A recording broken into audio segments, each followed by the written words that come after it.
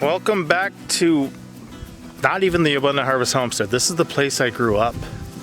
And it's so much different now. And I want just to take a moment to, part of my appreciation for living the life that I do now is that these children get to be raised in that environment and learning the things that we do, that we are now learning and doing. And then also growing up in that environment, but then also the way it can affect others. I'm actually at my parents' house right now.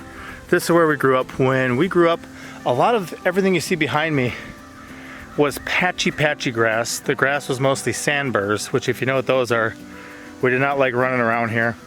And it was a lot of just red sand. You can see grass is better after 30 plus years. But there's also a lot going on back here, which is cool because there's been somewhat, I'm not saying this is all because of us, but there's been somewhat of an influence heading back to my parents' generation as well. As I stand here now, you know, there's all sorts of the wild strawberries, which is really cool, and we grew up eating them. If you see all the purple flowers, those are spiderwort. That's actually a edible plant, and you can use it like aloe vera too.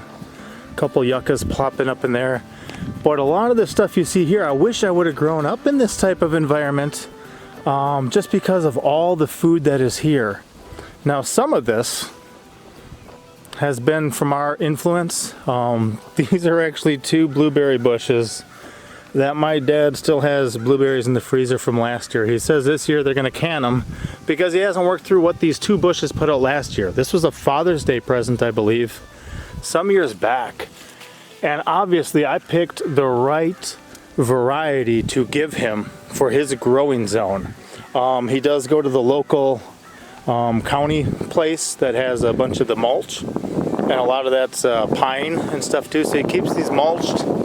I don't know how often he waters them, but they just put out an incredible harvest, and he's done really well with it. This looks like a young peach tree here. This is something he was out doing on his own. I don't think I was involved in this one at all. It's young. I do know this is one of the cherry trees. This should be a Nanking bush cherry. We're gonna work on getting another variety and pollinator for it because it puts out a lot of flowers, but he hasn't really gotten fruit. But this was one that I brought, gave to him too.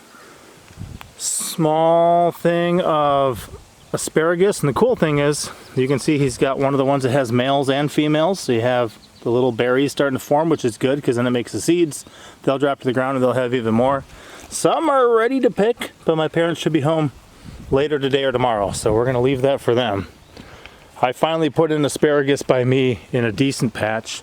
This is gonna be a wild plum. We can work on getting some scion wood for him to graft onto it, but this is one that would have came from us too.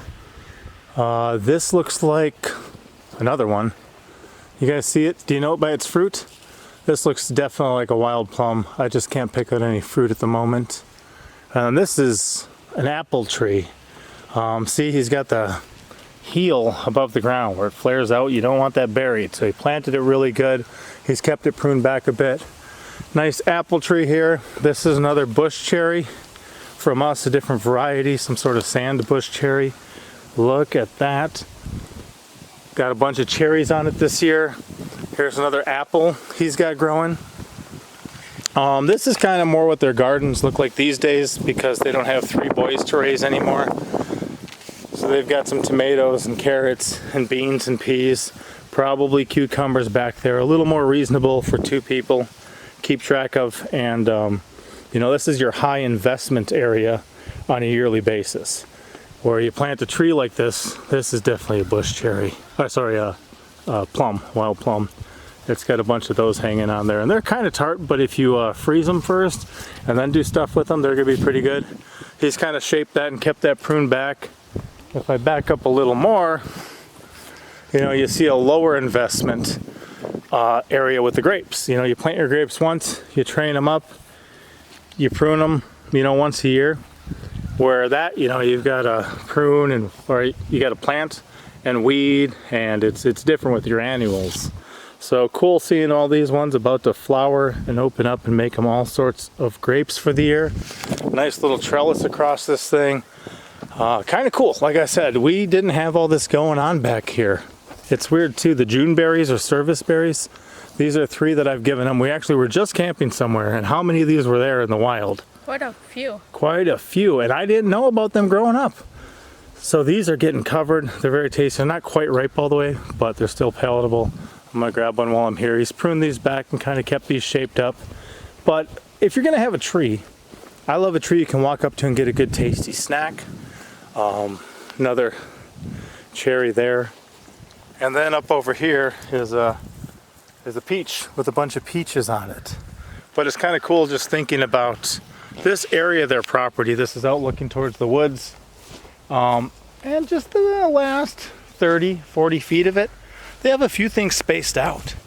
But the grapes, they kind of get like almost a year's supply if they freeze them and do things with them. Same thing with the blueberries. You know, my dad doesn't really need more than 2 of these right now because this far outweighs his use just off of these 2 bushes. And they're doing really good. You know, he probably actually eats a lot more blueberries because of it, which is probably good. You know, antioxidants, other things. He knows how they were grown. He knows there's not a lot of chemicals and stuff here. So just kind of cool to see this place changing now. And like I said, a few of these plants came from us. They're things that made sense for us to do in our life, raise our children that way. And then my parents were like, well, that makes sense for us too. And now they're doing that as well. So kind of cool to see. We're gonna go see if we can get some trout out of the creek and yeah, relive some memories from when I was a child. But thought I'd show you that quick because this didn't used to be like this even, 10 years ago. It was all different.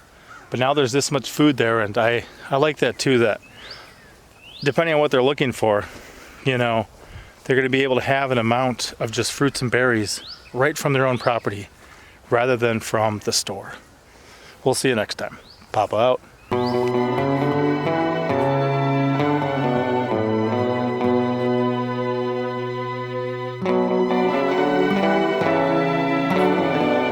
Thank you for watching. Hit the like button. Thumbs up. But well.